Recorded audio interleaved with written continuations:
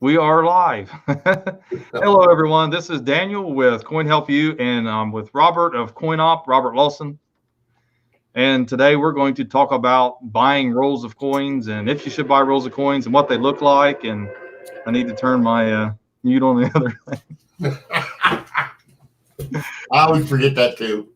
So I want to say hello to Mark Abner. I will see you at the Green Hills, and Silver Monkey Face. Thank you for showing up, and Rubik's Cube Master, and Slick Silver, and Shady Gravy's Gaming Channel, and RF, and Fritz Bender. Fritz Bender, I got something for you. Down in the description, there is a link that'll answer your question, and I'm going to bring it up here on the screen. It's Adventures. Let me see if I can. I'm going to have to find it here, I know. None of them are working. Oh, joy. Hang on a second here. It's probably where I got to share the screen, don't I? Yes. It's been a while. Oh, I never. There you go. Okay. Over here, Ventures in Coin Roll Hunting. And you said it tells us the history. Okay, well, that chart's awful small. So red's sent like we were talking. Do you know where the... Okay, here we go. Here's some pictures. This is basically by decade, correct, Robert? Yes. Well, it'll go by different eras. Yeah, eras. Okay, so 42S. If you scroll down through here, it'll show you potentially or basically what year that the roll came from, or era, like you said. So you can come over here. Like I said, I've got the link in the descriptions for everybody to see it. I do want to point one thing out. A lot of times, a lot of people don't realize this, and some people may argue this, but I've seen the machines that they use to wrap rolls, the old rolls, and these come on great big round bolts of paper that's a continuous feed. And what you have to understand is sometimes they may run out of this paper and they have to change that paper, and it's not period oriented, because I have had pennies and blue wrappers that yielded some nice varieties, but they used the blue nickel paper for the pennies because they ran out of the penny paper. So I just wanted to point that out. Yeah. One thing I have to say here really fast is I just hit 40,000 subscribers. Woohoo! I'm just over 40,000. Yeah, I'm proud of it. It's not 100,000 yet, but it's getting there. I'm not allowed to mention that I just rolled over 125,000. But yeah, congrats. It's all, it's every growth is a good thing. I appreciate everybody for subscribing, by the way, and everybody showing up in the chat. It's really great to have the support. And let's see here. So we're talking about rolls and buying rolls. I know a lot of you probably wonder about buying the rolls, and we just showed a link for some of you who just showed up on different eras, and it's in the description, like based off a collar or the print on the roll, what era it came from. I know Robert buys rolls, and maybe you want to start off with how you do things. I mean, you're buying rolls looking for varieties and maybe even graders, right? I mean, well, it used to be, I used to buy rolls strictly to purchase for varieties, but anymore I buy them to resell, because the truth of it is, me and Daniel was talking off stream, I just don't have time to look through all of the availabilities. There's just too many.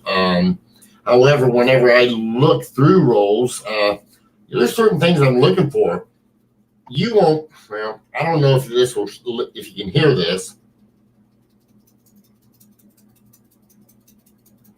You can hear that little ticking. That shows a sign of an original roll. Now that's for the older. You get something modern, you're not going to get no shake. What you're looking for, if you want to look for an original roll to cherry pick, you want to look for them to be pretty tightly crimped on the ends. I got this one here. It may, I don't know if this will show it. But this one's not tightly crimped. Somebody has opened it and looked at it and then tried to rewrap it up. So you've got to be aware of stuff like that. Hey, Joe. Hello, Joe Durbin. How you doing? If you're going to take it, if you're going to search rolls, a lot of people don't realize, right, there's a good place to search. The concept that, well, Daniel's right there. I'm going to let him speak on this for a second, but a lot of times people say, oh, the coin roll came in a tube. They must have searched it, or the dealer searched it. How many rolls you get to search every day, Daniel? If I'm lucky, I don't search any. I mean, I try to. A lot of times when I search rolls, I'm searching for the customer that I'm trying to buy from. It just depends on what it is. But every once in a while, I'll go back in the back and I'll grab one of those rolls of tubes that was actually what Robert was showing, and I'll look through it, see if there might be a coin I can grade or just doesn't change, or if there's a variety in it. And when I'm looking through rolls, I maximize my benefit. I look for the 92s for the close AMs. I look for the 99 and the 2000. I look for the ones that have something in it, like a 69S or a 70S or a 72. I don't just pick any roll and start looking through it for stuff. It's going to have some money in it, at least a potential, I should say. And like Robert was saying, a lot of times those tubes were taken out of paper and just stuck in there by the collector because the paper disintegrated or something happened, or they were cherry picked from mint sets. And I've seen rolls, and I have rolls right now that the guy cherry picked them and he put nice on the top of them. And maybe maybe varieties were looked for in those rolls, but I've got some that might be worth sending off to have graded. I don't know. I have to look through them. And like I said, I'm wanting to do a video on it and do a bulk submission one of these days and try it. And my set that me and you were talking about is gone now. Yes, thanks, Robert. Yeah. Like we had the time. Yeah, exactly. Another thing, when you're buying, I pointed Conrad. This right here, I pointed this out because I just bought this from a dealer. He threw it in on a deal where I had bought a lot of original bank wrap rolls. And, me and Daniel was talking, not many people have an opportunity to take and to search them for varieties. These two here, I don't know, does that show up, Daniel? Yeah, a little bit. I wish I had a camera as good as yours. Let me change it over my camera so I can show people. Yeah, I mean, my thing is most of the rolls I search for the customers. That's where I put my time in mainly. And then if I see a 92 roll, there's no way in the world I'm not searching that roll. I'm going to look for things like that. Right. Well, that there come out of the roll that I was just showing. And there's the other one. They both came out of the same roll. Yeah, there's one here, CMUS Omaha. Are there collectors that want tube rolls of BU and don't care if they have been searched or not? And what reason would they want them? Well, some people like to collect solid date rolls collections. I mean, you can collect like a date and mint mark of each one. Well, some people want a whole roll of 50 of them, BU.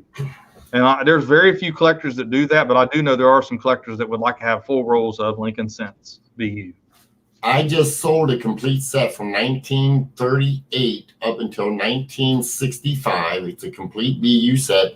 They don't care about varieties. They just want the BU set, but they're going back in age. In fact, this person has a very, a very big imagination, in my opinion, because they're wanting to go all the way back to 1909 and collect BU roll, one roll of each from 1909 to present. Yeah, and you know what that stuff's worth when you get in the gray sheet. Even some of those rolls are worth a lot of money.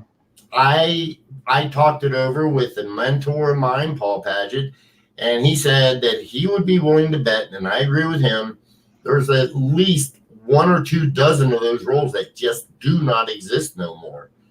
I mean, unless somebody puts them together, you're not going to find a roll of 09 SVDBs, 14Ds, 22s. My dad is 85. He'll be 86 years old. And back in the 60s, he saw a full roll of BU 1909 SVDBs. And we think it still exists. No kidding. That would be the one that I would say. We think it still exists. No, it's never, no one said anything about it. Something like that in a small town would have more than likely been talked about amongst the dealers. Everybody's Right. talking. Usually every collection that comes through, we all know little stories about it, and nobody's ever heard of that. And we think it's in a safety deposit box at the bank somewhere. CMUS, that was a tubed roll. It's a tubed roll. In fact, I've got it in the other room because we haven't finalized the deal. However, it was a tubed roll. If you have like this roll here, until I open this roll up and look at it, I don't know what's in it. In fact, that's what prompted me to open this roll where I found the two varieties. Looking at the side of it, it's like it looked like a put together roll, I felt, and I wanted to check the quality. A lot of people want to be able to look at their coins and see the quality of their coins. So tube rolls are definitely a thing, and a lot of people are doing it. I think more than maybe even Daniel might think, but a lot of people are quiet about collecting that, I believe. I guess I base mine on the fact that I don't buy very many tube rolls. I have, but I don't see a whole lot of them, I guess, is the reason why I say that. And when you go to dealers' tables, you don't see them very often. I think maybe that's because they're heavy. I mean, who wants to carry That's around? exactly what it is. I mean, I got this brick right here, bunch of 2009 I was showing him. I got several of those, and I'm definitely got to sell those. Like I was telling Robert, got to do something with them. They're the 2009, the actual formative years and the cabin and all that with Lincoln. But another thing, as far as the rolls are concerned, and I was telling Robert this, I've got these rolls right here, and I know this came from the mint. If I bought this from the mint, I would say yes, that's unsearched. I can sell it as that. This one, I'm sure it's unsearched, but I would probably just sell it as that I didn't search it because it is bank wrapped, and I've had it probably since Dad's had it since the 80s, and but you got to watch that because rolls can be re-crimped. It doesn't take much to do that. I'm sure Robert's got more experience with that. Maybe re-crimp rolls. I would take, and I'd be happy to buy them from you. Just bring them to the show. I mean, have you re-crimped rolls yourself? Have I? No. Yeah. I don't have a crimping machine. I don't have a tube machine.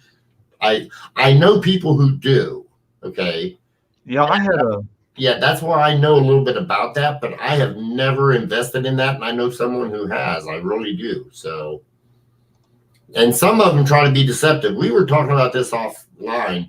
The rolls that you get off of eBay. Daniel, you just did a video on that. You know a lot about that. I mean, I know what it is too, but I know you like to do your research. Maybe you want to explain to the people about some of those eBay rolls. I mean, I actually have evidence, and I'm not going where they bought the coins graded. Let's say the CC graded. And then 2 or 3 months later, here it is on the front of a roll, same marks on the coin and everything. And they were actually the buyer, the same user ID and everything, and put that on the end roll of a roll and made it look like it come from a bank. And had CC on one side and the 84 on the other side. So it made an appearance that it possibly could have more CCs in the roll. And, we were just talking about the 909S VDB. I saw rolls with a 1909S on one end, which I can buy all day long, $50 to $70. Okay. Then I can stick a VDB 1909 without the S on the other end, backside out. And I could probably make all kinds of money on rolls like that. People thinking they might get a 1909 SVDB in it. And I'll put a bunch of junkers in the middle of it. I mean, that's what they're doing. Because no dealer, Robert or me, either one, is not going to open that daggone roll up. I'm telling you right now, I'm opening that roll. If I think there's going to be CCs in there, I'm opening that roll. I'm going to look for VAMs. I'm going to look for even other dates and mints that are going to be worth money. Why would you throw it up on eBay and get less money out of them? Yeah, because it's not got the coins in it. That's why they do it. Hello, Dustin. By the way, Dustin's in the room. Dustin. Fossil Life. Oh, okay. I see it now. Hey, Dustin. Hello, Lincoln, by the way, and everyone else out there. I'm sorry I never got a chance to say hello to everybody, but there's too many to mention right now, guys. But hello to everybody, and thanks for all stopping by. Yes, we appreciate it. I have on my actual forum, one of the things, I have a Konica. He's a representative. He's been a member of my forum, my community on my website for a long time, over 10 years, I think. And his name's Paul. And he wrote a little article in here. I'm going to try to find it, but on crimping rolls.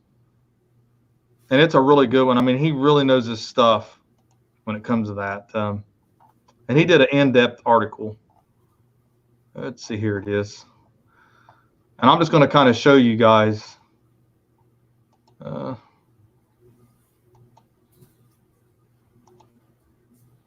Okay, here it is.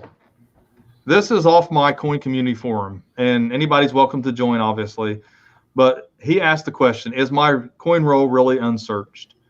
And he's done a lot of studies. He has the roll crimping, and he has the trays they use to count, obviously, and then the preformed and how they crimp the ends. It kind of shows you what they look like, the roll crimpers.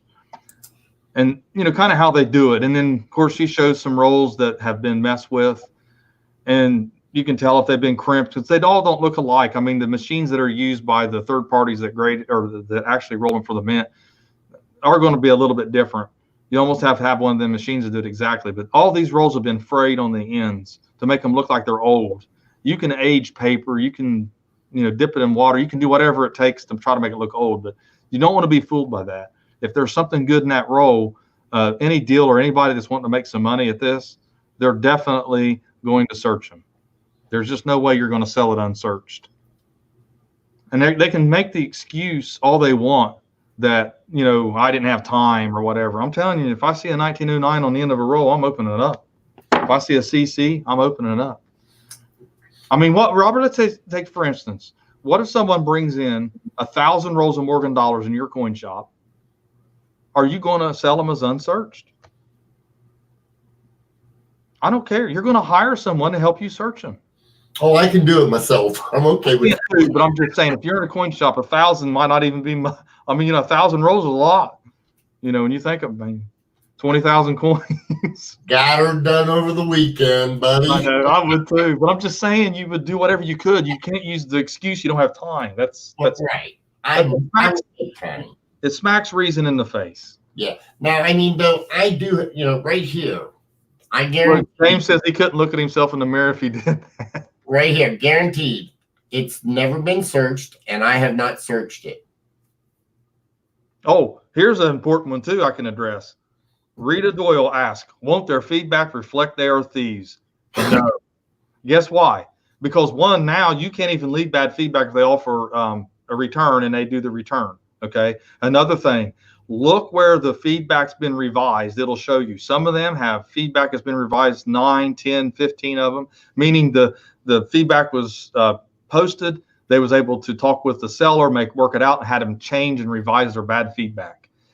No, the feedback is not a perfect system. It's never been a perfect system. You can't even, I don't think you can even leave bad feedback now to a seller as long as they offer returns. Well, you know, with what Rita, with what you say, that is a great thing. You know, when we took and I sell rolls, and as far as I'm concerned, I don't care. You know, I think we had one roll in the last 2 years. Somebody said that there was something wrong with it. I had no idea because I sell so many.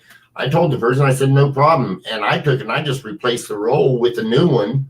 And they were real happy. You know, now this is something Daniel can speak on too.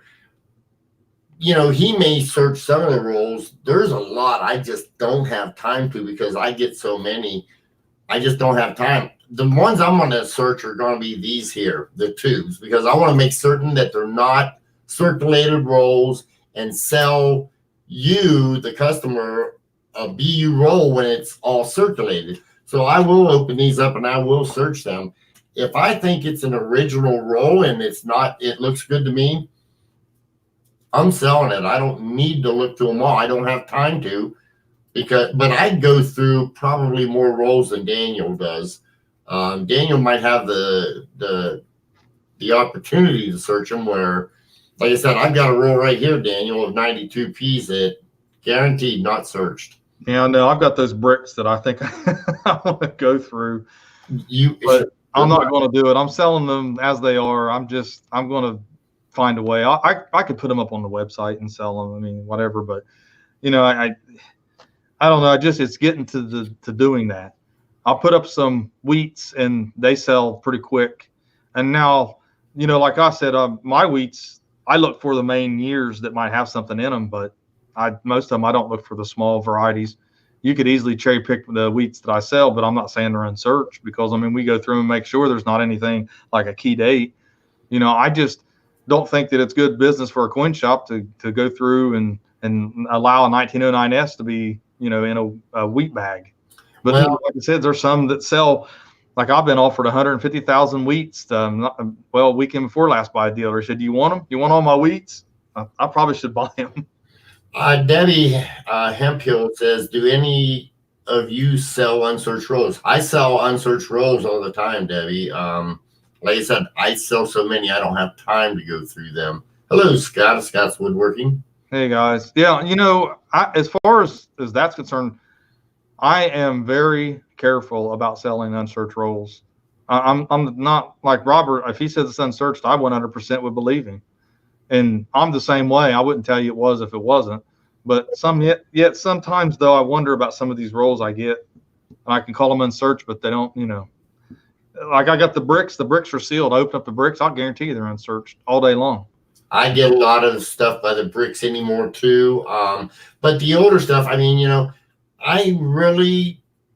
I've got several dealers I buy from. We opened up, 4, 5, 6 bags last year. They were sealed in the 60s. I guarantee they were all unsearched. Yeah. I do not, you know, I tell this to a lot of people, you know, even though, yes, eBay sells a lot of searched rolls, I guarantee you there's still so many unsearched rolls out there that are setting. I know a fella that lives out by where I own some property. He's got over $500,000 worth of BU rolls that he has never searched, never gonna search. He's trying to make it to $1 million before he dies, and he says after that he's just gonna give it to his wife, and his wife's just gonna give them away or sell them to the bank, you know, cash them. Hello, Jim. There was Anthony Goodley. Go ahead and ask your question. I didn't catch it. You said something's been bugging you about it. This has been bugging me, and I'd like the definitive answer. Well, I don't see it. What's the question? Yeah. That's what I was wondering here. And then also somebody wanted to know where they can buy your uncirculated rolls, unsearched rolls. I'm sorry.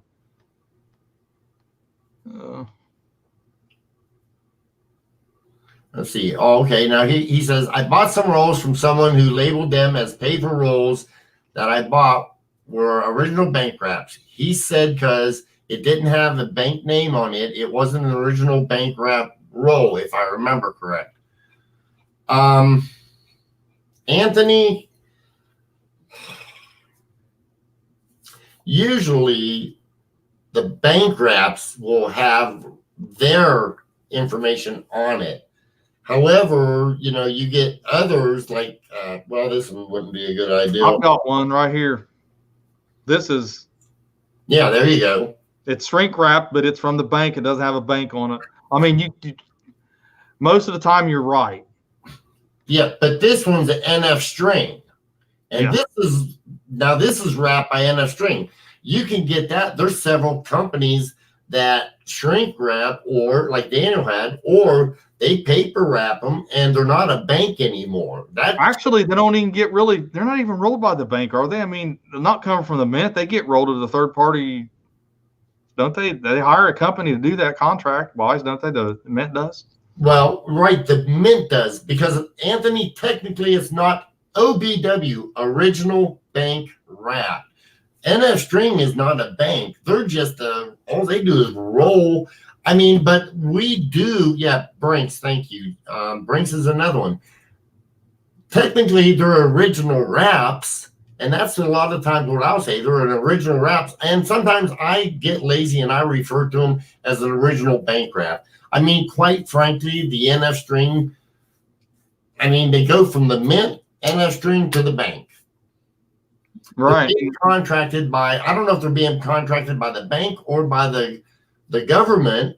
So maybe that terminology should be updated. Yeah, because it's kind of a misnomer because they come from the bank. So we call them that because the bank's actually it's kind of a verification. If you got it from the bank and it's bank wrapped.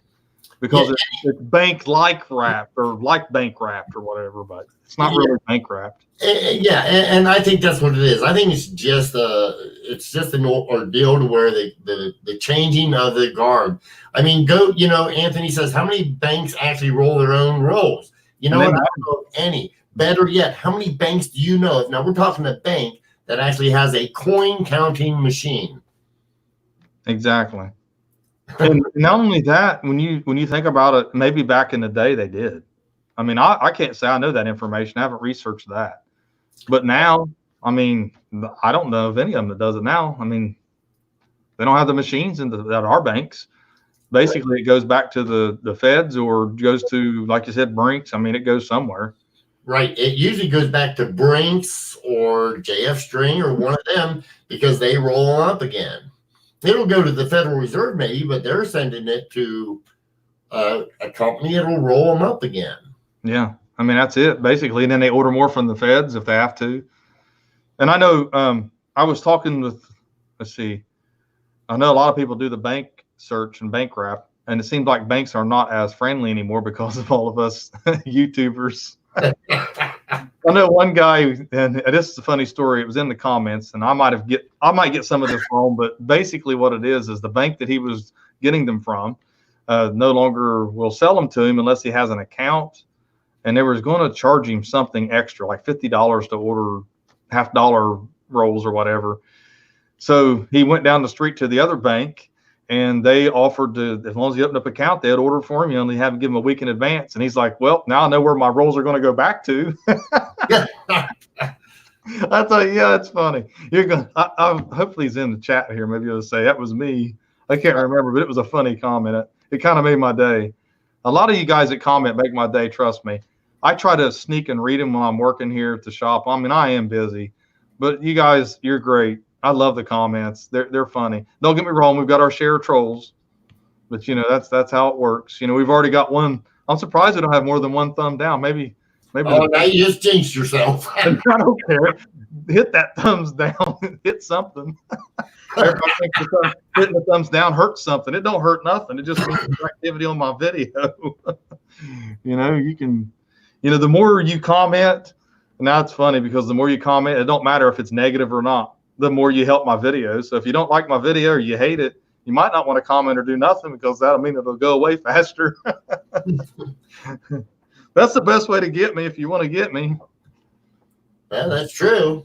So anyways, getting back to the bank rolls, I know a lot of people want to know where you can get Unsearched Rolls. Well, that's a very difficult thing to do. Robert's always on a mission to get Unsearched Rolls.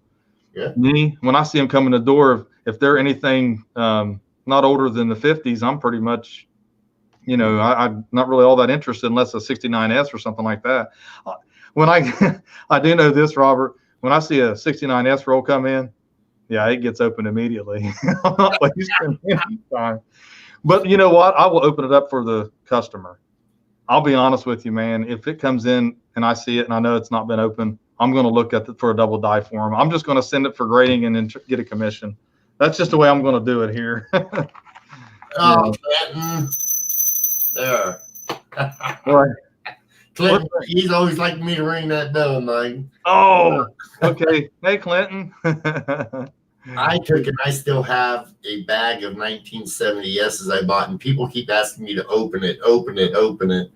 And it's still set, and I haven't even touched it yet. I had I'll tell you this.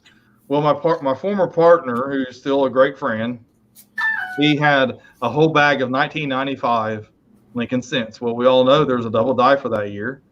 And he's like, I'll bring it in if you want to go through it.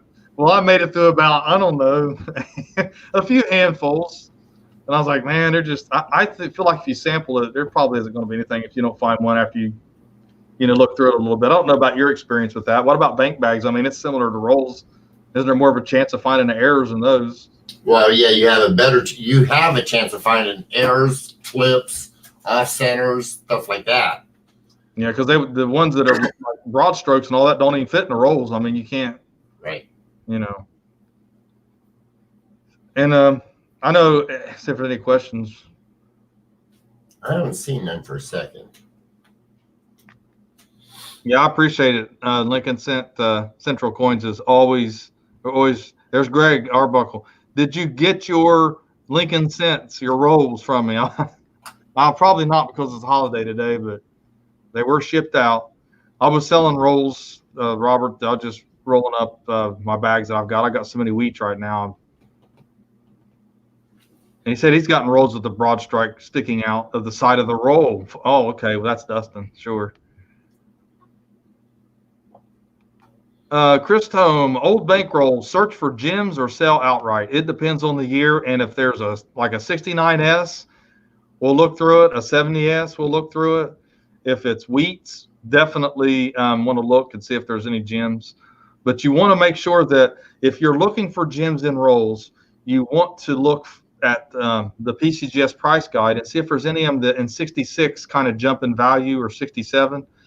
And that if you're going to send it off, let's take, for instance, it's going to cost you, if you do a bulk submission, if you want to go that route, it's going to cost you a lot of money. But if you do, you're going to pay $9 to $12 for a coin. And you want to make sure that the lowest grade possible, like I say, they only get 65, some of them, but you're looking for a 67. You won't want to get in that range where the 66 value is more than your grading fees, or you're going to get yourself into having a bunch of coins that are worth less than the grading fees. So that's the kind of coins you want to look for. So you go down the PCGS price guide and kind of get an idea of where that 67 price is. And let's say you're not going to get a lot of 67s if it's the money grade, if you get any at all. And that's one of the things that people don't realize that. But if the 66 grade's only $3 or $4, then that's a crapshoot. I mean, that's taking a risk with your money. And you can do it if you want to. I mean, people do it all the time, and they do make some money at it. But they sling a lot of money at PCGS and NGC when they do that. I don't know. How about your experience with it? I mean, I went through a bunch of rolls, and I've got some 66s that I thought looked like they were 67. You know what? I tried it a few times, but I'll be honest, I've never been real successful at it. So just like this last batch, I got that BU roll set. I was going to do something. Somebody offered me enough. It's like, okay, it's done. I made my money. Goodbye. I mean, let him have the chance. Listen, I looked at a few. I spot checked them. There's some really, really nice ones, and that's why I talked to you about it. But I just don't have the time, and it's too busy. Somebody asked if I have a website. I do not have a website. I just take in. I do purchase rolls of coins. Daniel can tell you that. I'm always buying them. I usually go to dealers and buy as many as they want to sell. Yeah, and there's a good market for shield cent double dies, or should they be saved for a while? As with any modern double die, except for like a 69S or something, it's going to have to be a certain grade to be worth something. Do you know I don't know of any actual shield cent double dies that are huge money unless they're a high grade like 66, 68. Actually, the 2018's got a nice one, and we just did a video on CoinOpp on a 2019 that I think could be a winner. I haven't seen but one or two.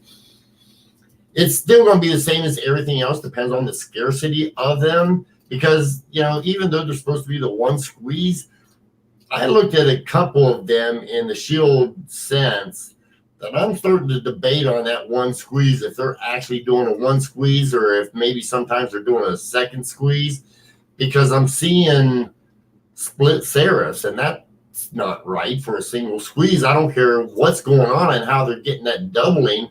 If it's a one squeeze, they must be putting, say, 20 ton the first time, releasing it to 5 or 10 ton, and then maybe putting the 40 ton, because how else are you getting that doubling? Well, when this is the way, whenever they got the single squeeze, do you see the little notches where they're supposed to be lined up?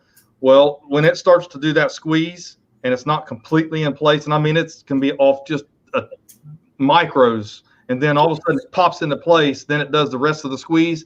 It actually imitates almost a double squeeze on two different parts of the coin. So what you're saying is kind of correct, Robert, but actually on that single squeeze, it can happen that way. And that's how we get, like, you've got what's that quarter, is it the Douglas quarter, the one where it's by the piano, where it's got that real wide spread. Right. And that's how that happened. I mean, it popped into place finally when it was starting to do that squeeze. It did a partial squeeze and then popped in. That's what I've understood that to be. See, I haven't heard it like that. So yeah, on a single squeeze, because when you look, and a lot of people, if you want to know about the double dies and all that, go to Wexler's and he'll show you, and you've got little notches where that hub got to go down inside there, that master, and when it's striking that or pushing into that working die, and it can be off a little bit and then settle into place. And we're talking slight. You probably can't even notice it if you was actually watching it. And that's why it gets out. You know, we said some of these double dies. I'm not saying that's the only way, but in the single squeeze, I understand that's where the splits come from. See, as I say, they've been using the key dies and hubs in order to make them for a while. Yes. But apparently there's some way that they can, even though the keys and the hubbing and all that's supposed to fit together, my understanding, or it used to be, now see, they just started the single squeeze not too long ago. So was it 2000, 2002 in that area? Well, yeah, you know, I say not that long ago. I guess it's went by pretty quick. Yeah. But those, you might be right about it with those if that's the single. But I was thinking, you know, could they exert enough pressure with one squeezing, or because I've been around machine. The way you described it's correct though, because I mean you're getting a squeeze, initial squeeze, and then the second one when it goes back into the place it's supposed to be because it forces it, the pressure, all the tons it's used, then it does the second squeeze. But it's not really two squeezes though. I'm not saying that. I'm just saying that within one squeeze, it imitates almost two squeezes, where it is in one position, starts to impress, pops into place, or not pops, but kind of just settles into place, and then does the rest of the squeeze, causing it to be doubled. I'll see it. I'll have to check into more of that. I'll have to do a little more research on that. But yeah, like I said, I recommend anybody watching this read all about the 8 classes of double dice. I think even what was it, Copper Coins mentioned there might be a 9th. I don't know. I know there's eight classes, and some coins can have more than one. I mean, obviously, you can have the extended hub double with actual class 1. I mean, and a lot of that's just from the rotation of the dies at the time of the squeezes, you know. And they had to, like you said, they did the 2 squeeze. That's easy to see how they would do a double of the 2 squeeze when they take off the first squeeze, re-anneal it or whatever they had to do, and put it back into place to replace the die and not put it back in position correctly. You know, and that could be clockwise, counterclockwise, and all that defines which classification of double die it is. You know. But let's see. We got some questions on here I missed. Okay, I've seen where he asked if you had a website, and he can have one if he wants one. I told him I'd build him one. I'll build him a website he can sell off of. You guys heard that? I got how many dudes in there? I got a lot of witnesses. Agent Queen Hunter says 9 classes. Well, I want to see what is the 9th class. Where is that information at here? I want to know, because I've heard of 9 classes, but I've read on the 8. If you have that information, I would appreciate it. You know, I know when they went to the single squeeze, I heard some people, and it might be, and I don't know if it was ever truly discussed, but somebody was talking theoretically. I don't know if it was just in chat or what, but they were talking about moving it upwards of 12 or 14 classes because of the new single squeeze. Yeah, and I mean, I heard that too. I heard that they're trying to make that a 9th maybe, but like I said, I don't think it's completely settled. Someone on here had a question about, they bought a 1958 Eisenhower dime rolls, and they bought for $1 billion. I suppose that means bullion. Should I open them and look for anything? I mean, if they're uncirculated, I guess my answer to you would be you're going to send them off. You're going to send them to PCGS more than likely. Go to PCGS and see what they are, what grade they have to go to. What's up?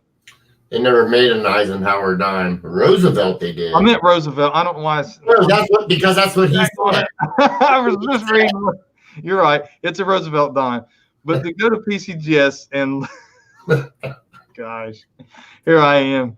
It's an I'm sorry. Morgan dollar dime. They made a Morgan dime. I don't want to give some people bait. That's all I'm saying. No, you're right. But anyways, if you go to PCGS, look what grade it actually needs to be in to be worth sending off based off of the fees it's going to cost you. And you're going to probably need a full torch where the bands are going to be fully struck, split and whatever. So that's the best thing to do. More than likely your roll's probably better off as it is. It's a 1958, no mint mark. It's probably not going to be worth a whole lot unless it's 68s, maybe 67s. And most of those rolls, they're kind of beat up. I mean, you don't see a whole lot of gems in those rolls.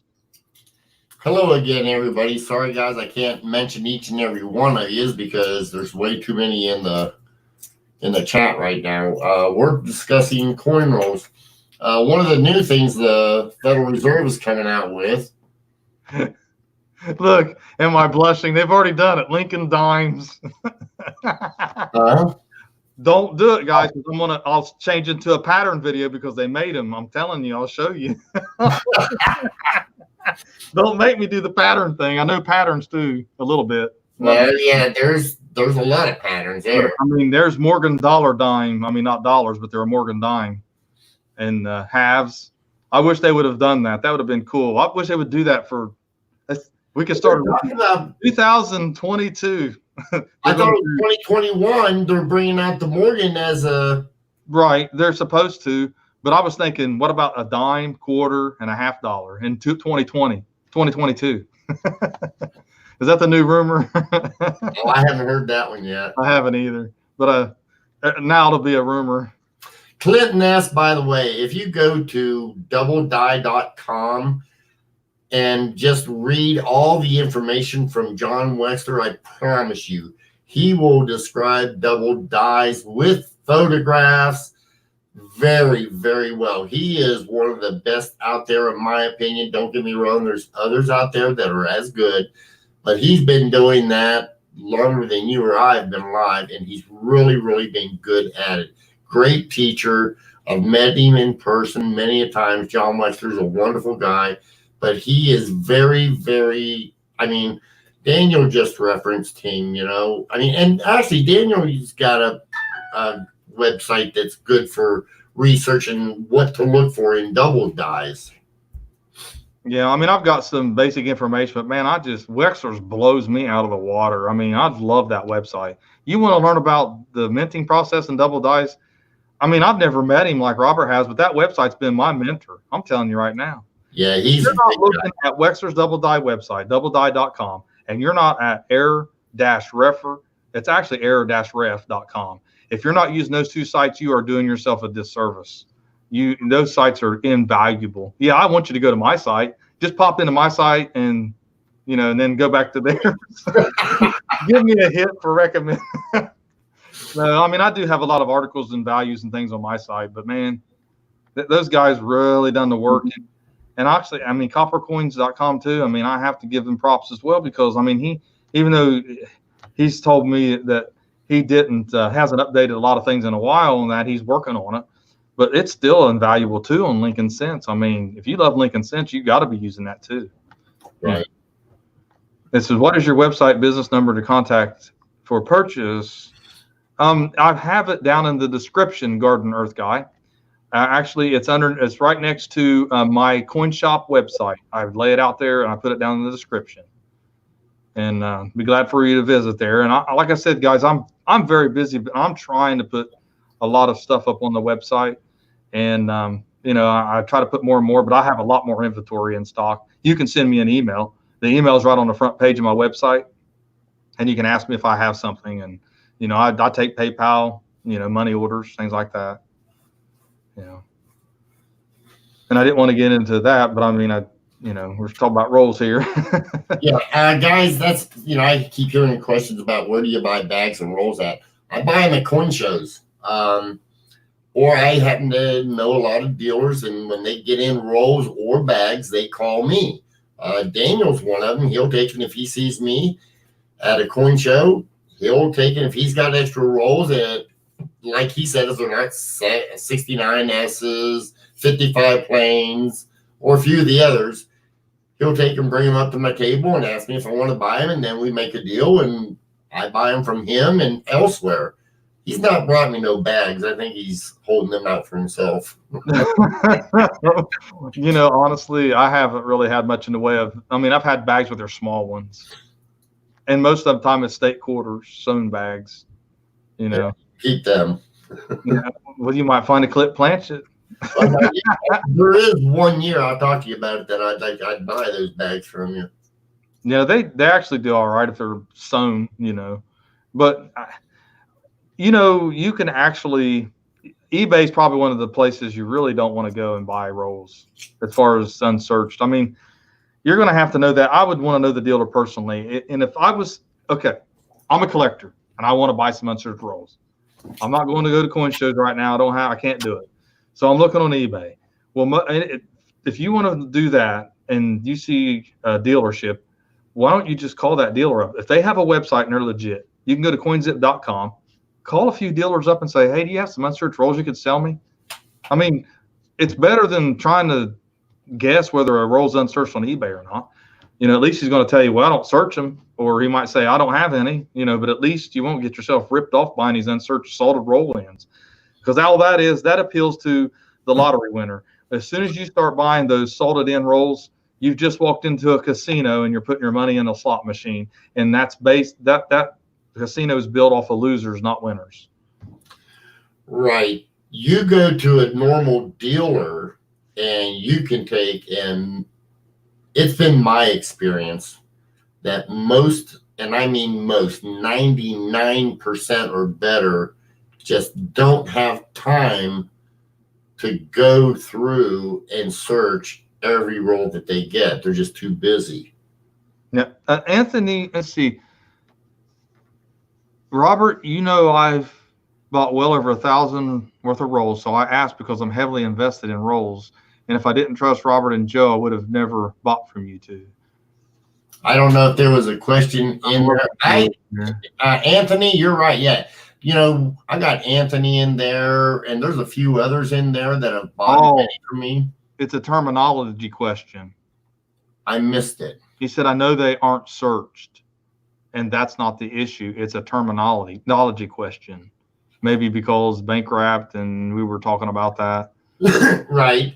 They're still technically considered bank wrap rolls. It's just we think that there's some shifts needed in this hobby because there's some things being called stuff that kind of gives it a misnomer. Yeah, and you know, Anthony, that's a great point. I mean, because, you know, the NF string, you're right. You know, it is a terminology question. Are we going to be the one that changes it? You know, and then what do you call them? I mean, I get your point now, Anthony. You know, I think for the lack of it, even Daniel, hold up your plastic one because I never grabbed one out. Your shrink wrap. See, even the shrink wrap, I call those original bank wraps as well, Anthony. So here again, you know, it came from the bank. Exactly. So I mean, I'll show you guys. I mean, literally, I opened this box. I mean, that come from the bank. That's actually come from the mint, really. It's a Brinks, and that's another thing. It's got Brinks. Brinks is the one who does the shrink. Yeah. So I mean, it's bank wrapped. I mean, you know, but it's not wrapped at the bank. That's what we're trying to say. Someone talk about the 42/1 Mercury dime design hub double. That's what that is, where they use the 42 and then a 41. They used a 41 die that was not wore out, and it was during the war years, so they squeezed the 42. Or actually, back then, let's see, did they single stamp that with the number, or did they squeeze it? Yeah, I mean, they would have probably done that. I mean, it's just a class 3 double die is what it is. And it's what they call design hub doubled, and they probably did a couple of squeezes with I would say the second squeeze was the different hub design, you know, and that's why it was over top of it. I mean, like I said, when even the master hubs only last so long too, you're talking about tons of pressure on those dies to create that working die, and that they do wear out. And actually, that's where you get distended hub double too, because that starts to warp the metal, and they have to replace it. If they don't replace it, then you get that fatter lettering that doesn't have the split serifs, which is like I said, the distended hub double, which makes it a different classification of double die. Hey, what is is that class 4 or 5? It's one. I think it's one of the two. For what? Distended hub doubled. I think it's 5. Yeah. So I mean, Data says, do you think there's a market for machine doubled coins? For variety specialists or variety collectors, I say no. For unknowledgeable collectors that think they're buying a double die for 1/10 the price, yes. okay, Cajun Roll Hunting says actually it's Fed Bank's reserve doing the rolling. Brinks is considered a reserve. Well, then again, I know that the mint uses a third party to roll the coin, so I don't know if the feds might roll some Fed banks. Maybe that's what it is.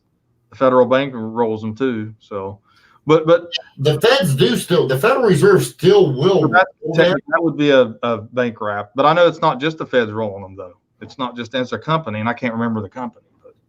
But Brinks is a reserve, right? I mean, that's what I'm saying. It's on the box. Is all I was pointing out there. Right. Yeah. You've got the Brinks. I appreciate your comments, Cajun Coin Hunter. I appreciate them.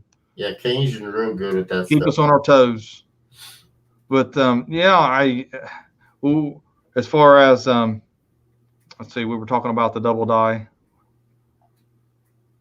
Of course, we got into the double dies in here, and we weren't prepared for that one. But that's one of the things you can find in rolls if you're searching through them. If you want to find, I guess there are certain years that you can find a level dies, and they're minor ones. But your 72 is 1 year on the Lincoln Cents. Oh, I'll take the 1972 die pair 4 minor all day long. I'll buy them from you, Daniel. I'll even give you double what most people are. I mean, if you want to find them, you're going to find a double die eventually. You look through 72s. There's a lot of Master Hub doubles, and also, the 70 or not 70, but the 60D for RPMs. That's a year that has all kinds of RPMs. And 61. Yeah, and 2009 is another year. I know I'm jumping around, but that's another year where you can find some double dies of the extra fingers and the boot and all that. Yep. The Minnesota quarter, it's another year that has a bunch of them. There's some of them. If you're just wanting to find a double die, what it says, that might be my next video or live stream theme. What's it going? Cool, Cajun. I think he's talking about the rolling system now. Oh, cool. Subject. Well, definitely. Am I sub to you? If I'm not, send me an invite or whatever so I can subscribe, because I'll definitely subscribe and watch it. I'll join you. Heck yeah. Yeah, Loomis is another one for farm dog that rolls them. So I appreciate everybody in the chat there. Yeah. Now, if some of you have just joined maybe, and we are talking about rolls, if you should buy them, maybe where you can get them. And honestly, if it's Daniel, can you still sell floating roof pennies? Oh, yeah, see, that's what I'm saying. I getting back to what we're talking about. Strike doubled, floating roofs and all that. The floating roof is actually really a die stage. It's just where a mint employee went in and was trying to remove clash marks and accidentally removed part of the building.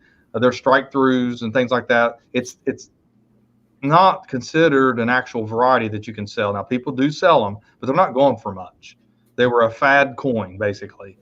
Strike double coins, the reason they're not going to be a collectible, or shouldn't be really, is because not really any two coins alike, because they all got mechanically struck, which is actual die damage, where the die's not damaged, but it damages the coin by scraping away from the sides of the devices. It's just damage to the coin. So it's really, even though it happened at the mint, you can call it technically a mint error. It's not going to be a variety because it's nothing to do with a die variety, where the die's actually got a different design look to it or whatever.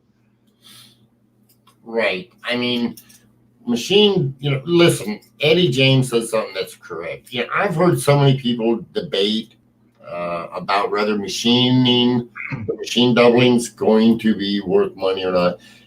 I tend to agree with what he said, as far as if you enjoy it and that's what you like, go for it. But just have the understanding that you're not going to get the value back out of it, and it may not appreciate. Whereas a true double die, it will hold its value a lot of times, unless a big hoard is found. And a lot of times they will appreciate in value. I know in '99 I sold a 36 double die #1 Lincoln Cent for about $300, and then just this year we sold one for about $3,000. So that's the difference. Where the machine doubling back in '99, I was getting maybe $1 a piece for them because I sold them as educational, and today I think I can get a couple, $2, $3, $4 a piece for them. So they're appreciating a little bit, but I let people know that they are for educational purposes only. Yeah. So, a lot of people maybe, if it was, as far as rolls are concerned, if I was going to do rolls myself, obviously, we've already talked about how I'll search certain rolls that I know will have something in it or that's worth money. Now, that's kind of like talking about BU rolls versus circulated rolls. Circulated rolls is easy for me because I'm going to look for the 69Ss and that kind of thing. BU rolls, though, on the other hand, when you start talking about those, if you get into the wheat cents, they're worth a lot of money. And those are worth collecting. And I think that it's cool if someone wanted to have a complete roll set of Lincoln cents. I mean, that's kind of cool. It's a cool idea to be able to put them back, and be able to do that. Yeah, and if I was going to do from 1909 on, I would start out with 1909 SVDB. I'd start with SVDB if I could find it.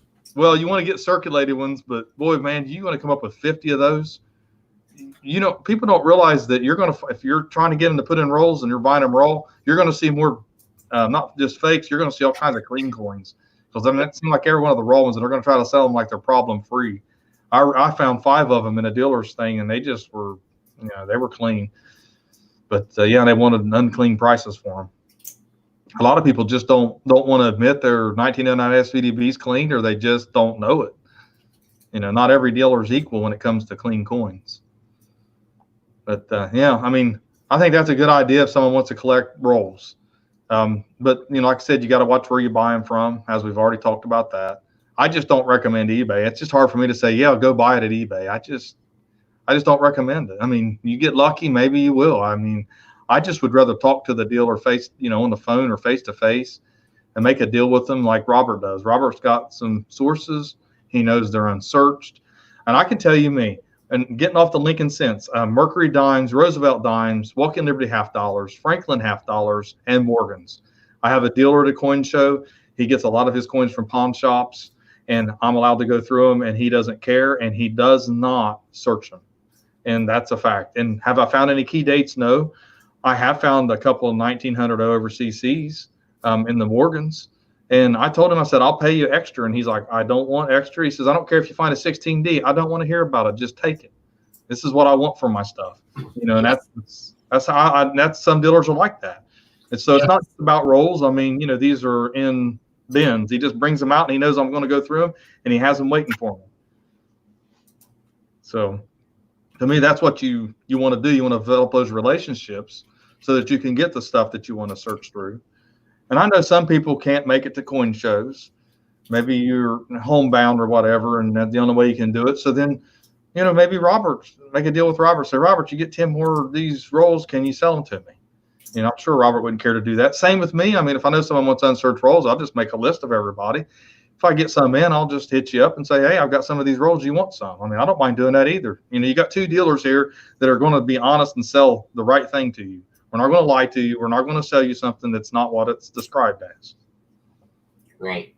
I have no desire to. I mean, I couldn't live with myself thinking I'm doing that. Well, that's what anybody says about me. Well, not only that, most dealers, not only could you, for people like you and me, Daniel, yes, we couldn't live with ourselves, but you know what? That word gets out and you won't be living with yourself because the word will get out. Yeah. Ken Skadra, Daniel, can you get Unc rolls only from the mint or dealers? You can get it from the mint or dealers. I mean, you can get it from both. You can get it from banks too. Yeah. I mean, you can. But don't think for a minute that you think you got an Unc roll and you find a circulated coin in the middle of it, because it can happen. I've done it. And I have people say that, well, this was in a roll and it can't be damaged. It was in between a bunch of BU coins. No. It can be a damaged coin that got stuck in there and got rolled in with a bunch of BU coins. Sure can happen. Right.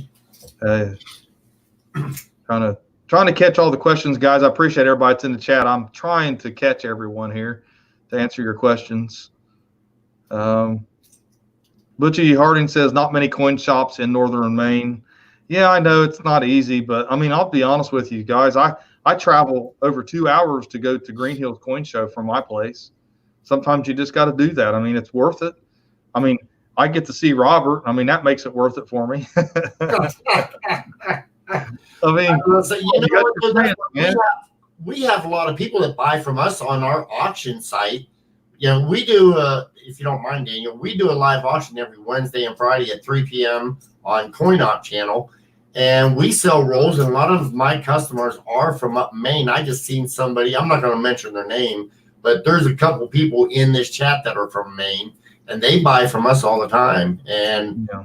I mean, the first time, usually they buy, you know, $10, $20 worth, wait till they get the stuff. And then after that, it's like, zoom, they're off and running. I mean, guys, I mean, I guess, you know, I hate getting philosophical or like getting all relationship type stuff here in psychology. But, you know, your personality types here. Come on. I mean, if you're a gambler, you're probably going to lose some money trying to do this. You know, but if you're that person who actually likes to find the right person, basically the right dealer, then, you know, you don't have to get offended by someone who's not your fit. Not every dealer is going to be your fit. Exactly. I may not be. I mean, I may be thinking I'm the greatest dealer in the world, but it doesn't matter if you don't like me. So you have to move on to another dealer. There's no reason to be upset. I'm not going to get upset if I just rub you wrong somehow. I don't mean to. I don't try to. Right. You know, but that's the way it is, you know, and some people just don't. And that's what you have to think about in this. You know, bounce from dealer to dealer until you find one that you're comfortable with and you feel that they're being upfront and honest with you, and get your rolls that way. They're going to buy rolls. I mean, guaranteed they're going to buy rolls. They'll just rather take to the bank, and they'll be glad to sell them to you. Pick your coin dealer like you would your doctor, somebody that you would trust with your life. I was going to say wife, but well, doctor. I was trying to stay away from Daniel, I got to go, my friend. We are at the 8 o'clock mark, and I have other commitments that I have to take in. Oh, guys, okay. Hey, man, I appreciate everybody that watched. You don't know how much I appreciate it. 40,000 subs, man. I'm happy. It makes my day that people enjoy my content, and I do try to give you the most accurate information. If you catch me not being accurate, that's fine. Send me an email, and I'll do a video on it. Believe me, I will be the first one to say it publicly. I got that wrong. I've done it before, and I'll do it again. But just don't, you know, just leave it out of the comments. Just send me an email. I'll actually do a video on it. Well, I would like to take and formally in public congratulate you on 40,000 subscribers. That's a big milestone, I know. And it's been a pleasure being part of watching you grow. I know it excites you, Daniel. And you know what? Here's to the next 40,000. It won't take long. No, they probably won't, because it's sure. This time last year, I was hitting at less than 2,000. So, yep. Yeah. Well, here's to the next one. I appreciate it, Robert. I do. I appreciate it. So, everybody, real fast, Robert, you got your lives. Go ahead, and I got your link down in the description, too, to sub to his channel. Okay, thank you. Yeah, we do have an auction, like I said, every Wednesday and Friday at 3 p.m. Eastern Standard Time on CoinOpp. We try and get content up. Just right now I've been busy and haven't had a chance to. However, then every now and then on a Friday at 8 p.m. Eastern Standard Time, I will take and I will do a second auction, but they've been less and less. And Joe Durbin has been nice enough to feel for me to do auctions on Friday evenings for me, so that if you're looking for coins that you want to purchase, I mean, I tell you like it is. If it's got a problem, I'll let you know. And many of the people that are taking and that buy from me know if they start getting out of hand, I usually will stop people. And if I have the extra ones where I can give each person one or two, I'll stop the auction so that you don't go getting yourself in trouble is what I call it. So, yeah. Nicholas Palma, you've got a two-headed nickel. You want to weigh it. You want to take it to a dealer and let somebody look at that. More than likely, it's a magician's coin. I've got a couple of them myself. I have a two-headed Morgan dollar, two-headed nickel, and a two-headed quarter. If that answers your questions. But yeah, we're going to head out of here, guys, and appreciate every last one of you. And till next time. Take care, have fun, and happy hunting, everybody.